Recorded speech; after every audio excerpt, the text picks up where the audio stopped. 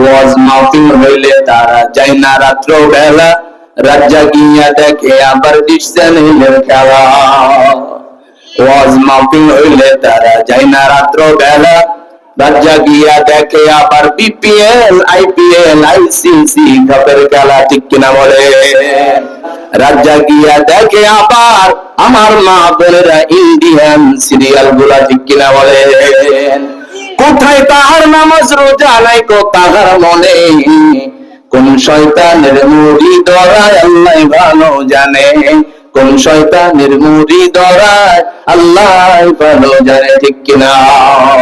কোথায় কার জীবন পরিবর্তন হয়ে যায় সেটা দুনিয়ার কেউ বলতে পারে না, বলতে পারে না একজন আওয়াজ দিয়ে বলতে হবে তিনি কে। মিসাল স্বরূপ এক ব্যক্তি আল্লাহ রব্বুল আলামিনের গোলামের দাসত্ব করে আল্লাহর দেওয়া হায়াতটাকে অতিবাহিত করতে করতে জান্নাতের অতি নিকটে চলে গেছে। আর কিছু দূর গেলে জান্নাতের মেহমান সে হয়ে যাইতে পারত, কিন্তু তার আমলের উপরে তার অহংকার শুরু হয়ে গেল। অহংকারকারীকে আল্লাহ রব্বুল আলামিন পছন্দ করেন? অহংকারকারীকে আল্লাহ রব্বুল আলামিন ভালোবাসেন না, পছন্দ করেন না। ওই ব্যক্তি যখন তার নিজের আমলের উপরে অহংকার করলো, আল্লাহ বেজার হয়ে গেল। শয়তান এই সুযোগটাকে কাজে লাগাইল। শয়তান ধোঁকা দিয়ে তাকে জান্নাতের পথ থেকে বের করে জাহান্নামের রাস্তায় রওনা করায় দিল। জোরে জোরে পড়ি নাউজুবিল্লাহ।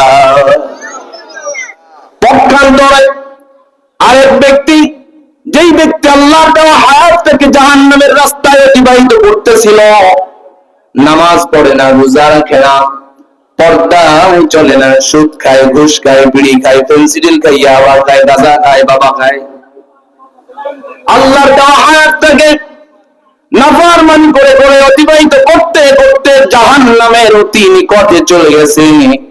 আর কিছু দূর গেলেই জাহান্নামের অধিবাসী সে হয়ে যায়।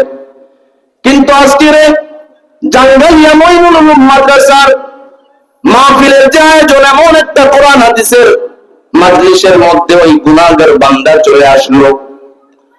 কোরআন হাদিসের মাজলিসে আসার পরে সে তার জীবনের ভুলগুলো বুঝতে পারল, খালেস দিলে বিশুদ্ধ তওবা করে ইসলামের রাস্তায়, কোরআনের রাস্তায় ফিরে আসলো।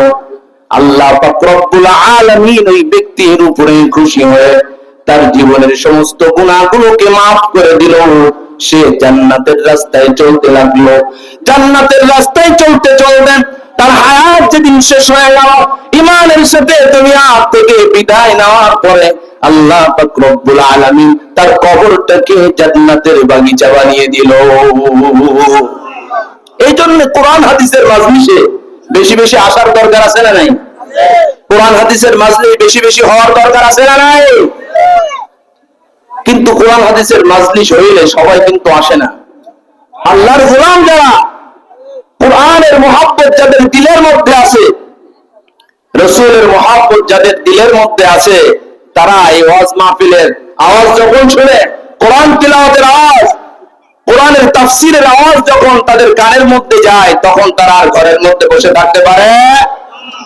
কিন্তু দুঃখজনক হলে সত্য, এক শ্রেণীর মানুষ আছে কোরআন হাদিসের মাজলিস হইলে তারা ওয়াজ মাহফিলে আসে না, তারা ঘরের মধ্যে গাপটি মেরে বসে থাকে।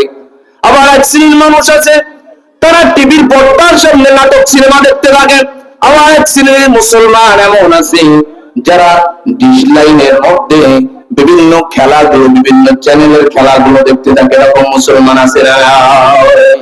ওয়াজ মাহফিল হইলে তারা যায় না রাত্র বেলা, রাত জাগিয়া দেখে আবার ডিশ চ্যানেলের খেলা। ওয়াজ মাহফিল হইলে তারা যায় না রাত্র বেলা, রাত জাগিয়া দেখে আবার বিপিএল, আইপিএল, আইসিসি কাপের খেলা। ঠিক কিনা বলে? রাত জাগিয়া দেখে আবার আমার মা বোনেরা ইন্ডিয়ান সিরিয়াল গুলা। ঠিক কিনা বলে?